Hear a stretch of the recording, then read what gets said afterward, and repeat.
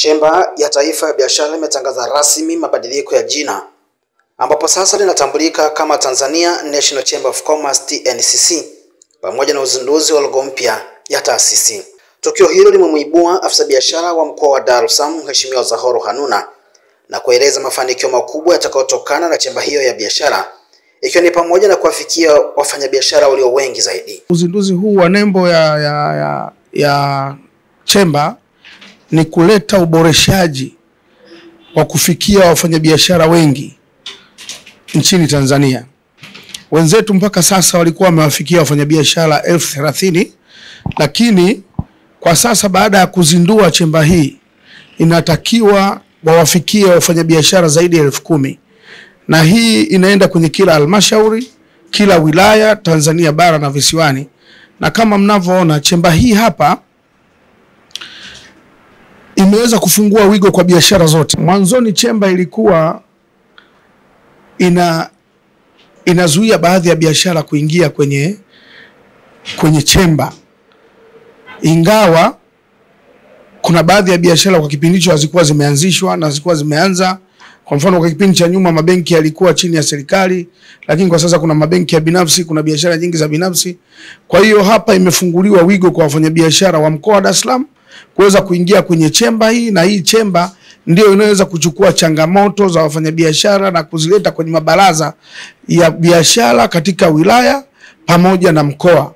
Hivyo tunaendelea kuwasisitiza wafanyabiashara, tunaomba wajiunge kwenye chemba ili waweze kuwasilishwa kero zao au changamoto zao kwenye mabaraza ya biashara ambayo yako katika kila mkoa, kila wilaya pamoja na mikoa, na badala yake baada ya mkoa inaenda taifa kwa ajili ya kujadiliwa na kupata suluhisho.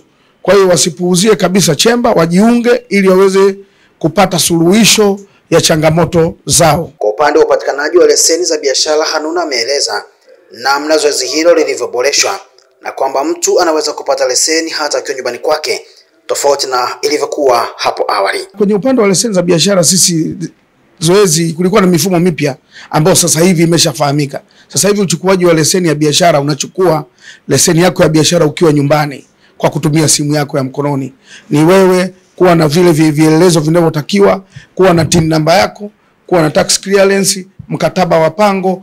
Kama ni kampuni umesajili kampuni yako BRELA vizuri, kwa hiyo unaweza kupata leseni yako kwa uwepesi kabisa nyumbani. Tofauti na hapo awali. Hapo awali ilikuwa leseni lazima uende kwenye halmashauri husika, lakini kwa sasa hivi leseni ya biashara unachukua nyumbani kwako ukiwa umekaa. Ushauri mimi niendelee kuwasisitiza wafanyabiashara wote, hususan katika mkoa wetu wa Dar es Salaam, wakate leseni za biashara ili waweze kukuza mitaji. Kwa sababu bila kuwa na leseni ya biashara wewe unakuwa huwezi kukopesheka hata katika mabenki, hata katika maeneo yale ya mikopo huwezi kutambulika wewe kama mfanyabiashara.